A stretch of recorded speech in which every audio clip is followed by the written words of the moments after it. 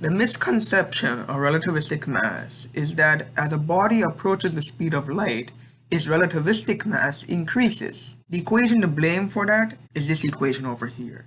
Most people wrongly believe that because the speed of light squared is a constant, as the total amount of energy a body has increases as it approaches the speed of light, its mass must also increase.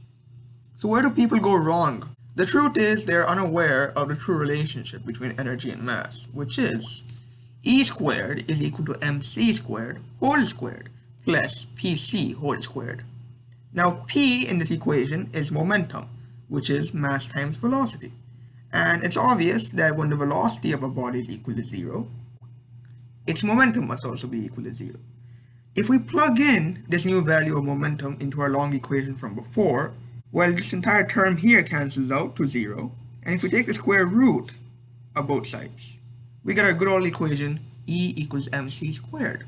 That means E equals mc squared only applies if the relative velocity of a body is equal to 0. That is, if a body is stationary with respect to an observer. Otherwise, E equals mc squared does not apply. It's when we apply this equation to moving bodies that we get relativistic mass. However, this all raises another question. Why is relativistic mass still taught in colleges and universities? Well, it has to do with a small lie I told you. Momentum is not equal to mass times velocity. It's equal to mass times velocity times gamma. Gamma is a very important value in physics, defined by this equation for a given velocity v. If it looks too confusing, don't worry. V, in most cases, is pretty insignificant due to the sheer magnitude of the speed of light, which is why, for most velocities that we see around us every day, v by c whole squared works out to be around 0, and gamma 1. Which is why when we're taught the momentum equation for the first time, it's assuming that we have a velocity quite slow compared to the speed of light, and thus gamma works out to be 1.